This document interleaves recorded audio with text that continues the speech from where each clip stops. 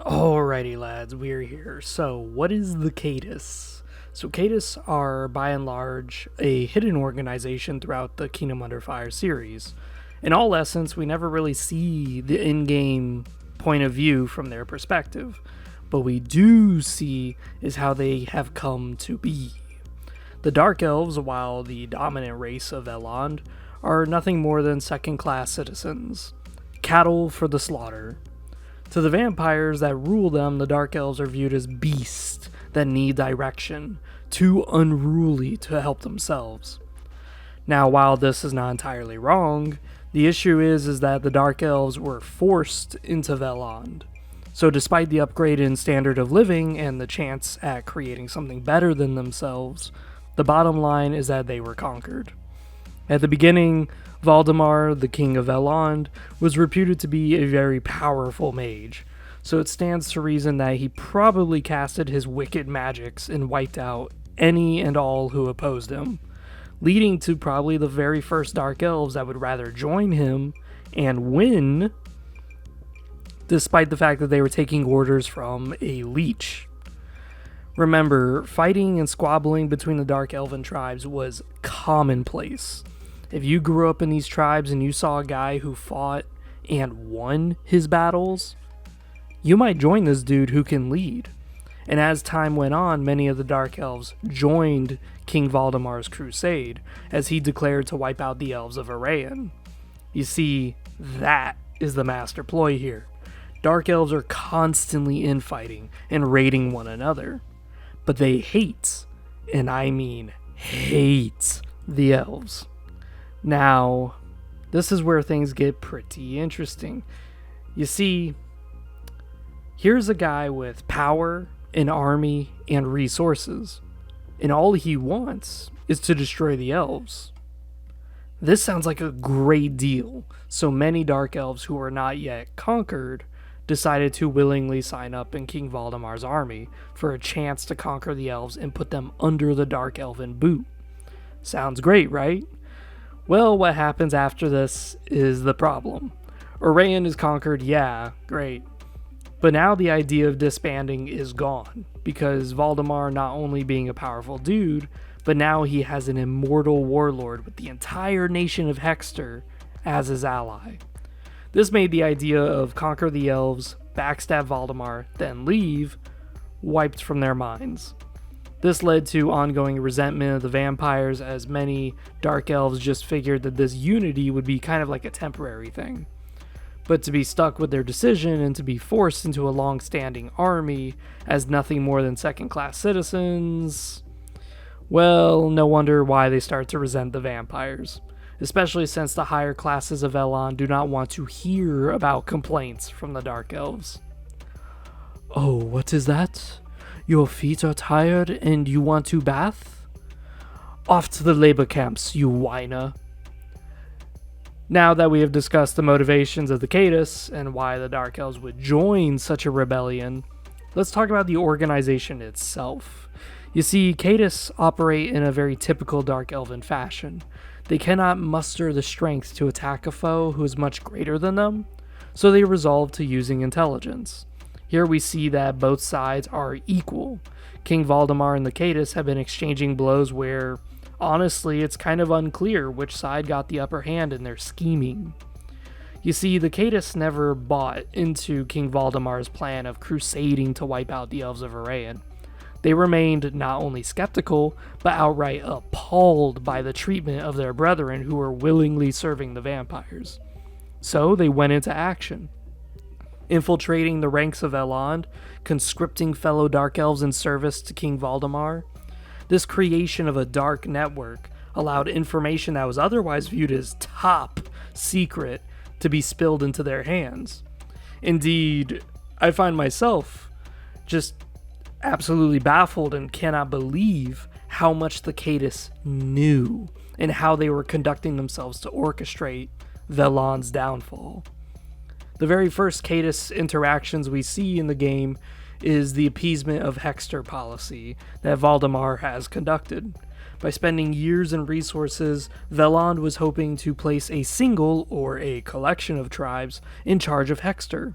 by supplying these willing orcs and ogres with superior armor and weapons.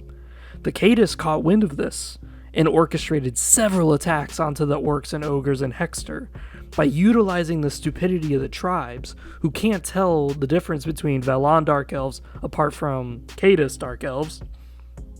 This was rather easy for them to charge in and start stacking bodies. The Kaedes not only did skirmishes against tribes, but they also conducted frequent supply raids, which again, this shows their intelligence.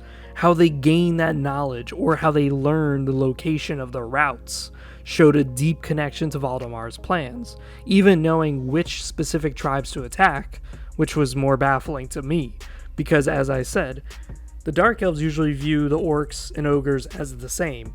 All the tribes are just pieces of shit tribes. But the Kaedes somehow knew, they were intelligent enough to study and understand, hey, this tribe is different. Hey, this tribe has a name. We should target it. The Kaedes as an organization was clearly very well informed and organized to assemble and dismantle any of King Valdemar's plans. By assembling a massive ghoul army and destroying orc tribes and rallying the tribes under an anti-Velon tribe known as Gorzanik, it showed that the Kaedes could set themselves up in a win-win scenario. Think about it.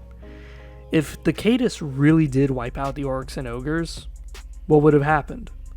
They would have had a massive army of ghouls that could easily overthrow any nation, Velon included. But if they lost, then the orcs and ogres would blame Velon, thinking it was them who desecrated the dead, which would lead to Hexter attacking Velund. This was a beautiful win-win scenario that shows King Valdemar had lost this debacle and nearly lost the whole war for Arayan because of it.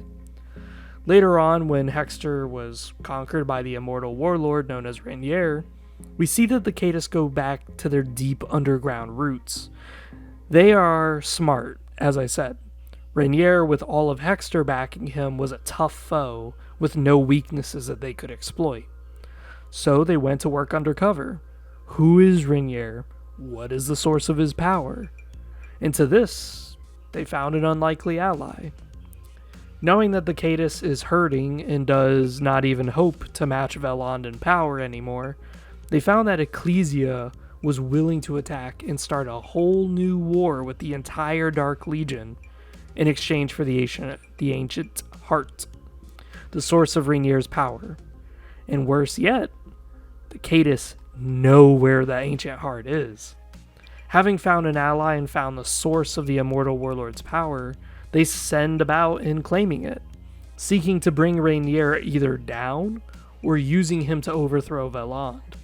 Of course, this didn't really work out the way that they anticipated, as Ecclesia would backstab them and run away with the ancient heart. In doing so, the Kaedes came up from the woodworks and started dogging after Ecclesia, both chasing the ancient heart and slowing down Velond in the chase to get to the ancient heart. This was a free-for-all, and the Kaedes were the ones that started it. In fact, I would say the whole destruction of the political atmosphere, indeed the whole changing of the world, was due to the Kaedes. They had not only sparked the start of the war, but also brought about the end of the Age of Light through their actions. While this is occurring and the world is being sieged by Ankablosa, something interesting happens. King Valdemar is trapped. He is alone with his Janissary guards, to which he was given a poison and killed. Now Velond was in ruins. Arayan was razed to the ground. The Dark Elves were free at last. But alas, that freedom didn't very last long. See, as Velond predicted, the Dark Elves, while rejoicing in their freedom and unity, disbanded and started to infight amongst themselves. Velond still existed, but in the far, far west reaches of the vampire kingdoms. The lands in between were not just civil war brought on by the various Dark Elf tribes. So, in Kaedes succeeding in their mission to destroy Velond, it was ultimately the very success that led to their own demise. Without a common enemy to keep focused on, without a common ground upon which to fight for, everything fell apart in mere days. Now, in Kingdom Under Fire 2, the failed game, It does show that the Kaedes reform, and in fact are a massive kingdom that seems to be ruled by a monarchy of royal families. Now, while that is cool, it is not something worth exploring here in this video due to the failure of Kingdom Under Fire 2, where the series rewrote that cool story several times, and then they kept stuff just in the background, focusing instead on the MMO aspects of their game. Now, I'm kind of talking off script here, but the Kaedes, they obviously were a very strong force, and they pretty much embodied what it meant to be a Dark Elf.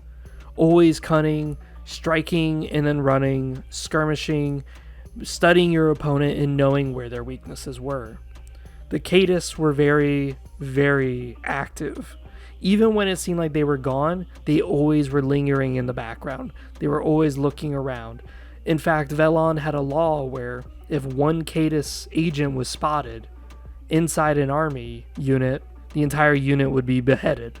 So in other words, if Little Miss Jenny turns out to be a Kaedes worshiper and turns out to be an agent of the Kaedes, all 30 to 50 of her friends in that unit are going to get beheaded. And this is because Velon knows. They go, wow, the Kaedes are too much of a threat. If there's one agent, that agent probably has tentacles inside every single other agent around them. So let's just get rid of the bunch. But this, of course, fuels fire for revolution.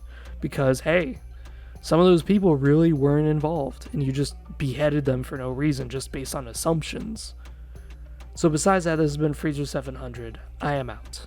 See you guys next time. And as always, comment down below what you guys think. I enjoyed the Kingdom Under Fire series a lot. I'm just really disappointed by the fact that it kind of flopped and failed. And for those of you who are watching the video, you may have noticed that I'm just putting on random gameplay. Yeah, this is gameplay of the Ellen campaign I recorded, like I want to say 2 years ago before I started school again. So enjoy that. Besides that, see you guys next time.